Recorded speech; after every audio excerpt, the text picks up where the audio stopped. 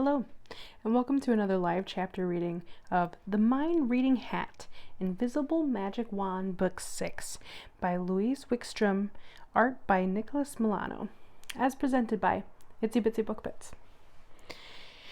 Every year on his UnBirthday, when Caspian awoke, Grandpa's special box was under his bed. Whatever his present was, Caspian knew it would not be anything he expected. This year, when he looked under his bed, he saw two boxes, Grandpa's and a smaller one. Caspian picked up Grandpa's box and shook it. Something thumped. He opened the box.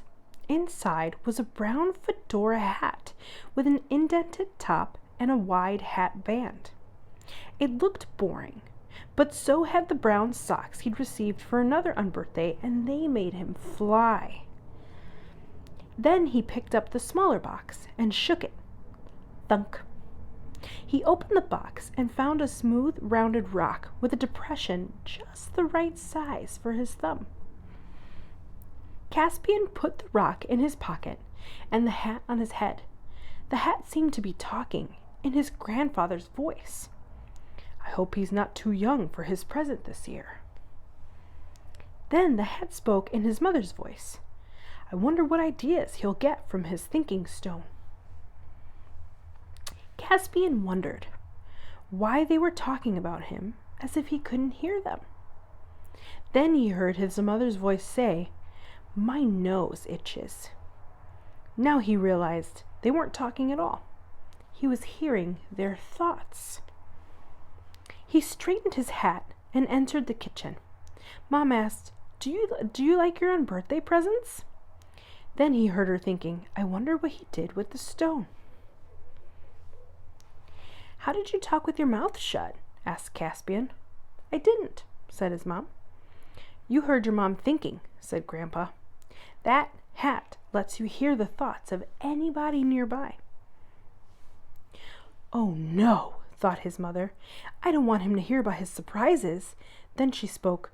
The stone works when you rub it. Quickly she walked out of their apartment. The wonderful aroma of pecan loaf wafted from the hallway through the open door. Caspian thought, that smells delicious. I hope Geraldine made enough to share.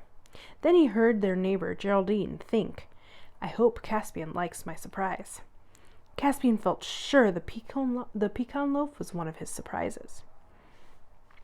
Caspian knocked on Geraldine's door. When Geraldine opened the door, he asked, Is that pecan loaf for me? The pecan loaf smelled even more delicious up close. That loaf is for my dinner guests, but don't worry, I didn't forget your UnBirthday. Caspian was about to leave when he heard, Help, help, it's dark down here. Is someone in the basement? He asked. Geraldine shook her head. He heard the voice again. It came from his hat. Whoever needed help was close by. He looked around. The floor vent cap was off. He looked down into the duct. A baby turtle looked up helplessly at him. He reached down, but his arm just wasn't long enough. Geraldine, he called. There's a turtle down here. Maybe you can reach it. Geraldine tried, but her hand was too big to fit in. Suddenly, all the voices he could hear made too much noise. The turtle was crying, Geraldine was worrying, and he even heard thoughts from people walking down the hallway. Caspian took off the hat. He reached in his pocket and rubbed his thinking stone. Maybe it would help him figure out how to rescue the little turtle. He looked at his hat and thought, maybe the turtle will climb onto the hat band. He lay on the floor and reached down into the duct. He held the hat band out for the turtle to climb aboard. The turtle didn't move. Caspian rubbed the thinking stone again. He looked down the duct. The turtle was right. It was dark down there. Maybe the turtle couldn't see his hat band. Geraldine, he asked, do you have a flashlight to shine so the turtle can see my hat band? Geraldine pulled a flashlight out of her pocket and shined it into the duct. The turtle climbed onto the hat band. Caspian pulled up the turtle and kissed it. You just rescued your surprise, said Geraldine. Your mom and I knew you'd love a turtle.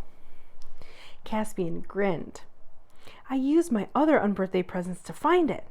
Grandpa's mind-reading hat let me hear the turtle ask for help, and Mom's thinking stone gave me the idea to use the hatband.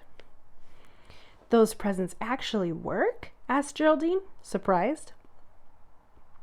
I thought your family was teasing me. She paused and added, Please don't tell your grandpa I said that. He has a hat like mine, said Caspian. He already knows. I need to have an unbirthday, said Geraldine. I want presents like that. Just then, Grandpa and Mom knocked on Geraldine's door. Grandpa said, You're right. Everyone should have an unbirthday. What date do you want? The end. Hope you enjoyed the chapter reading. Have a good night.